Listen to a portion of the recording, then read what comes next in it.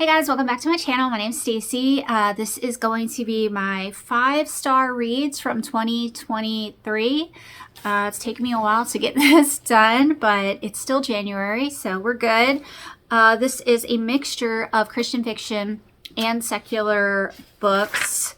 So yeah, let's just go ahead and get right into the video. I'm doing these in order of how I read them throughout the year too. So the first book I want to talk about is Hail Mary by Andy Weir. This book blew me away. I read The Martian years ago when it came out, and I love that book, but I think this book is even better because of the main character. I loved him. He was so great. And the friend he makes while in outer space. I won't give away any spoilers to that, but I loved the relationship between him and the friend that he makes. It was so good.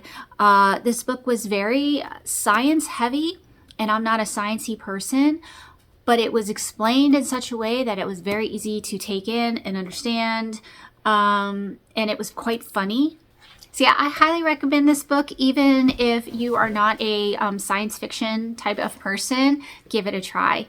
The next one that I gave 5 stars to was Lamb Bene Us by Sarah Sundin. This is Christian historical fiction. This takes place during World War II. It is a marriage of convenience story. It has tons and tons of faith in it. It has a storyline about forgiveness. Loved the characters so much. I bawled like a baby in this book. Made me feel all the feels. This was book 3 in the series, and I still haven't read the other 2 books, but I will at some point. Yeah, love this book. The next 2 are both from C.S. Lewis, and that is The Magician's Nephew and The Lion, the Witch, and the Wardrobe. I read all of the books from that series last year, except for the very last one. For whatever reason, I didn't read it, but I need to. But those 2 books in particular were my favorite of the series. I gave 5 stars to both of those books. They are so fun. So fun. It made me feel like a little kid again, having like a story read to me by like my grandpa or something. Not that I've ever had that happen, but I can imagine the way that I felt reading those books would be like a little kid tucked into bed being read a story. Superb. Absolutely amazing story. The next one I gave 5 stars to was Cupboards All Bared by Patricia Meredith. Patricia is an author who has a channel here on YouTube, so I will link her down below.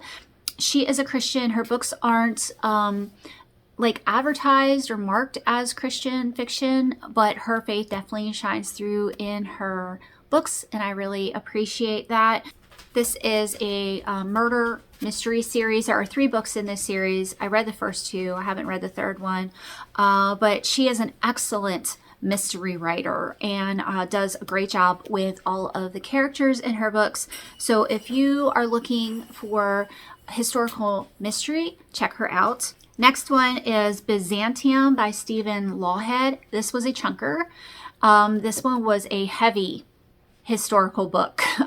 He is a Christian author, and this is about a group of Irish monks that are tasked with taking the Book of Kells, which is like a biblical manuscript that the monks, is that correct term? I think that's the correct term, that the monks created, you know, with all the paintings and the scroll work, and it's stunning.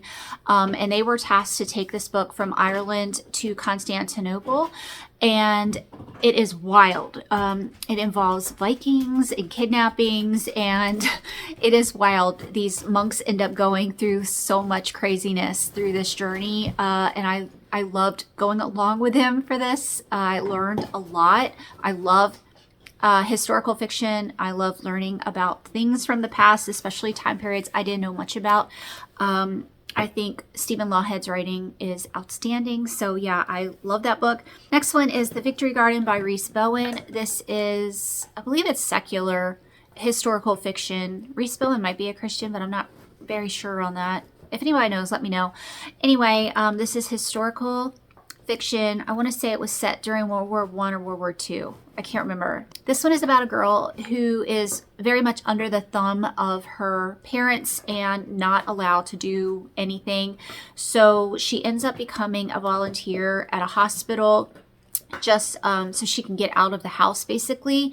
And it's a hospital for military people who had been injured during the war. So like they are recuperating back at this hospital, and she ends up meeting a pilot who then gets sent back overseas, and it is their story.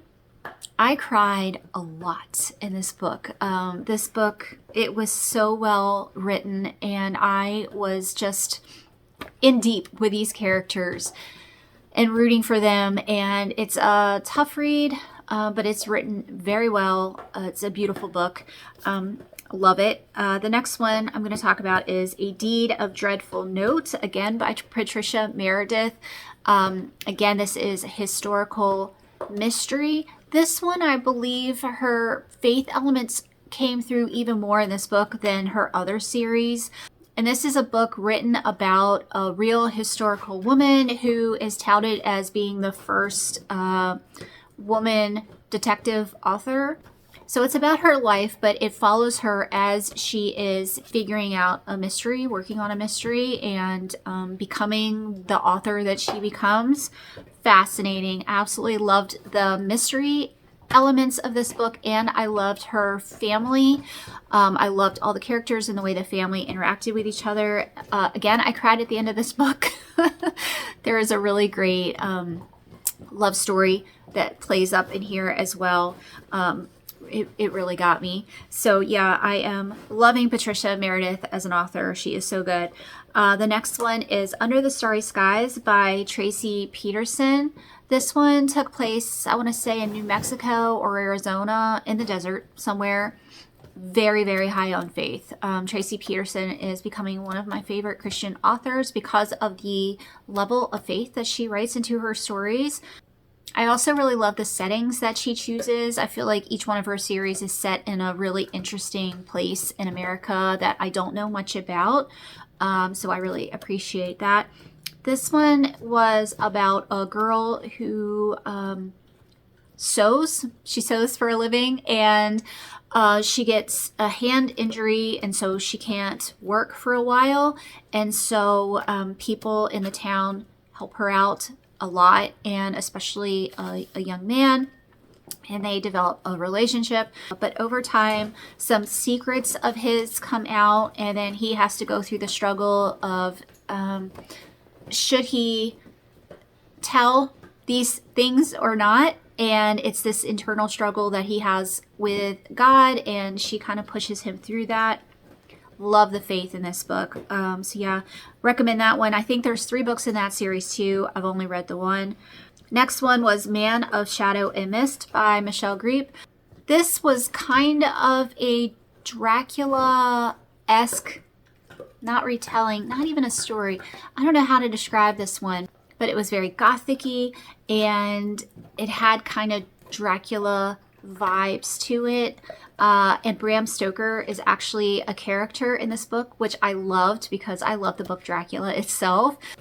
There was lots of faith in this one. I loved the setting. I loved the characters. There was a very interesting plot line of a sickness that I didn't know much about, and I really enjoyed learning about that. I ended up Googling it and, like going down a deep dive with the illness that's featured in this book. I highly recommend reading this one in the fall. It would be perfect for those darker, cozy nights when you want something that has that gothic vibe to it. The next one I want to talk about is Bread of Angels by Tessa Afshar. I actually own this book. This one is about Lydia, the dyer of purple. It is basically her story, how she began, where her life took her, how she got involved with Paul from the Bible. So yeah, talk about faith. Excellent faith in this book. So yeah, I would recommend Tessa Afshar all day long. She is such a great writer. Next was Fragments of Fear by Carrie Stewart Parks. Wow. Just wow. This book wowed me. This book was Christian suspense. Yeah, Christian romantic suspense. Yeah, one of those.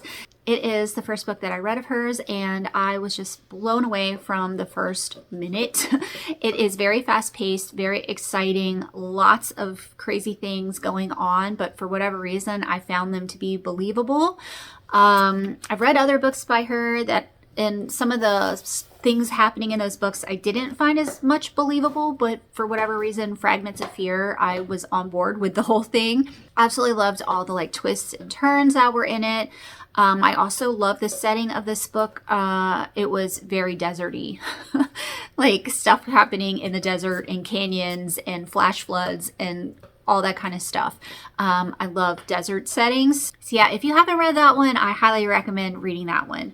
The next one is Jane and the Year Without a Summer, written by Stephanie Barron. I forgot to write the author's name down here.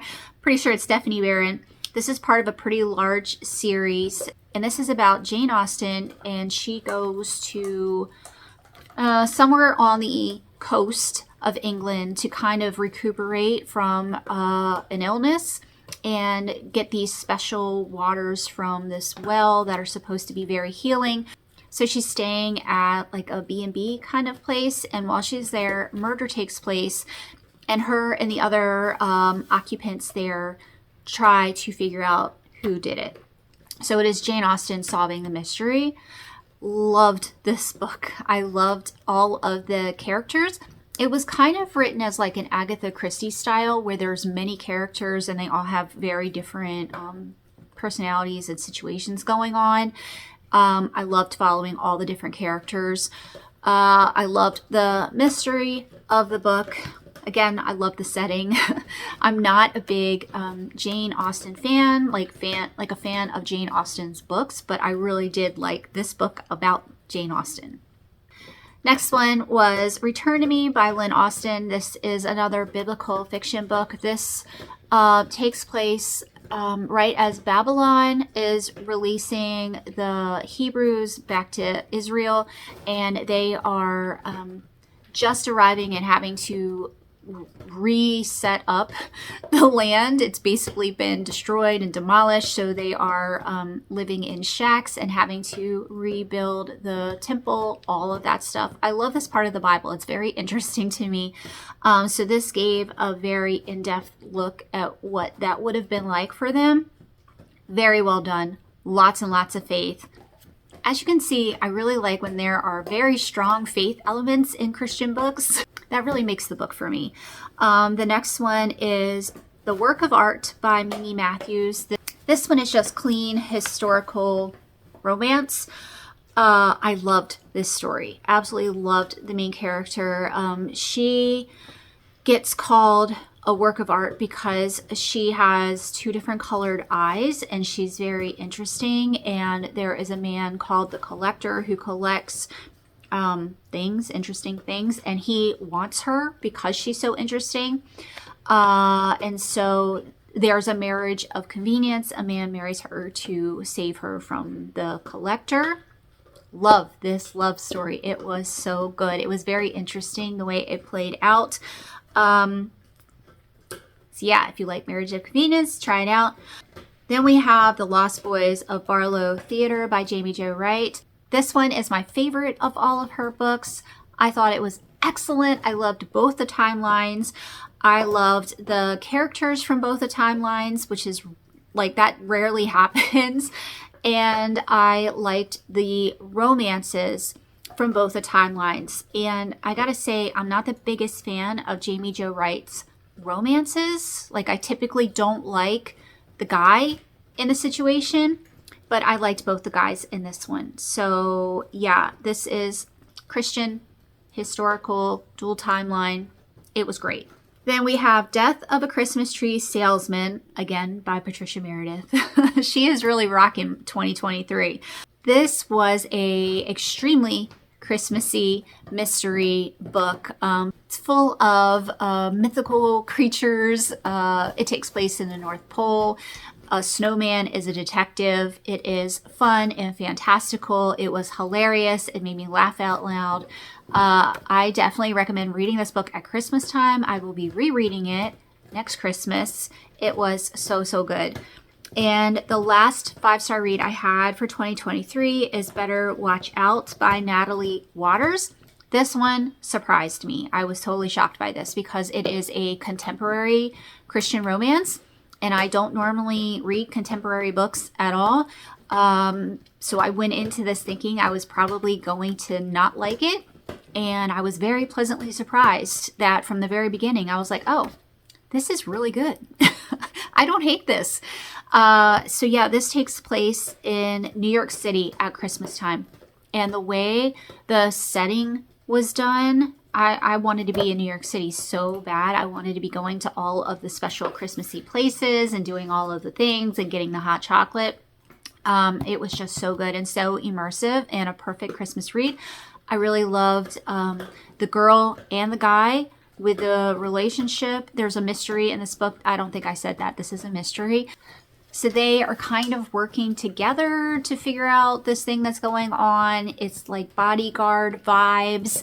I thought the guy was just so great, and there is faith in this book as well.